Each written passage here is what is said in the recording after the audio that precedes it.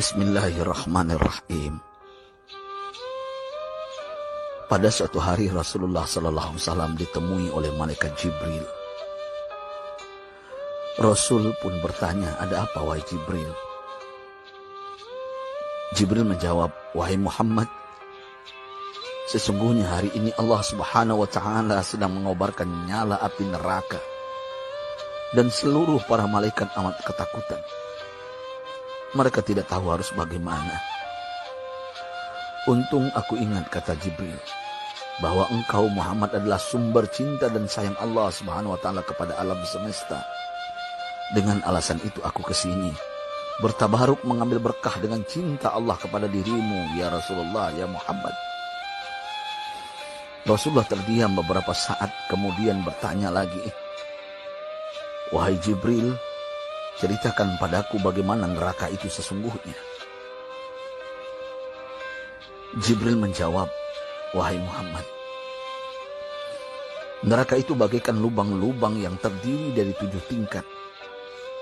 Jarak antara satu lubang dengan yang lain ialah perjalanan 70 tahun. Lubang paling bawah adalah lubang yang paling panas."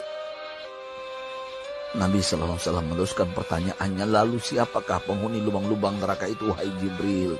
Sampaikan kepadaku, Jibril." Jibril menjawab, "Lubang yang paling bawah diciptakan untuk orang-orang munafik. Lubang yang berikutnya untuk penyembah berhala. Lalu untuk penyembah bintang dan matahari." Jibril terus menerangkan penghuni tingkatan neraka hingga lubang yang kelima, tempat umat Yahudi, dan yang keenam dihuni oleh umat Nasrani. Setelah menjelaskan penghuni 6 tingkatan neraka, Jibril diam cukup lama. Rasulullah SAW penasaran dan bertanya kepada Jibril, "Wahai Jibril, siapakah penghuni neraka yang ke-7?" Jibril diam saja tidak menjawab. Rasulullah SAW mengulangi pertanyaannya, tapi Jibril tetap diam. Rasulullah tambah penasaran dan mendesak Jibril agar dijawab pertanyaannya. Akhirnya Jibril pun berkata, "Umatmu, wahai Muhammad, mereka itu para pelaku dosa besar di kalangan umatmu, yang dimana sampai mereka mati belum sempat bertaubat."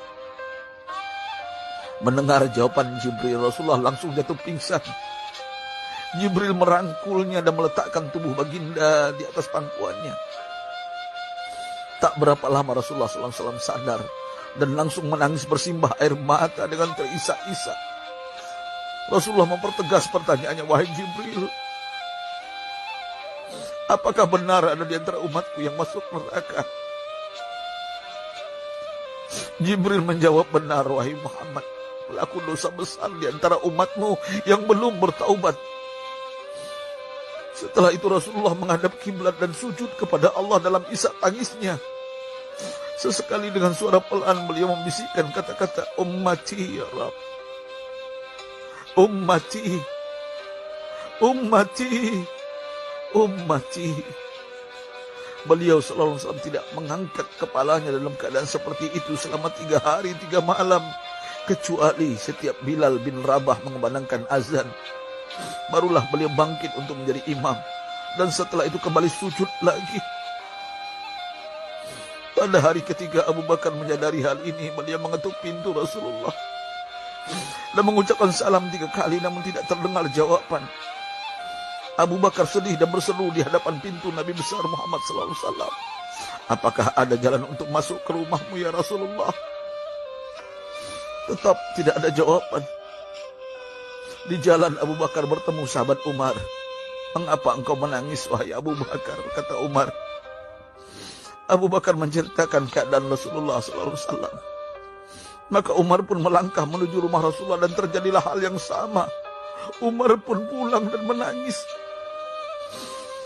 Di jalan Umar bertemu sahabat Salman Al-Farisi. Dengan terisak Umar bercerita kepada Salman hingga membuat dia amat sedih, namun tidak berani mengulangi hal yang sama. Salman melangkah menuju rumah Fatimah radhiyallahu anha dan menceritakan hal itu. Setengah berlari Fatimah menuju rumah ayah tercinta dan mengetuk pintu sambil mengucapkan salam. Mendengar suara lembut putri tercinta, sejuklah dada Rasulullah. Beliau bangkit dari sujud dan membuka pintu. Alangkah terkejutnya Fatimah melihat Rasulullah, ayah tercinta, amat kurus dan pucat. Fatimah memeluknya lalu menangis. Wahai ayah, apa yang terjadi? Mengapa engkau amat sedih seperti ini? Rasulullah kembali menangis dan berkata dengan suara lirih, wahai Fatimah, belahan jiwaku, bagaimana mungkin aku tidak sedih sedangkan Jibril mengatakan akan ada kelak umatku yang akan masuk neraka. Subhanallah, betapa besar cinta Rasulullah kepada kita umatnya. Sahabatku, Rasulullah mencintai kita. Antaman ma'aman ahbabta, engkau akan berkumpul dengan orang yang kau cintai. Mari kita mencintai baginda Nabi besar Muhammad SAW yang mencintai kita, umat yang tidak rela kita masuk neraka. Mari kita mencintai beliau dengan berselawat.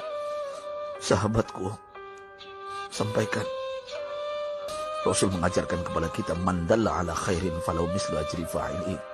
Siapa yang menunjukkan kepada kebaikan, maka dia akan mendapatkan pahala seperti orang yang mengerjakannya. Mudah-mudahan ini menjadi pahala jariah bagi kita.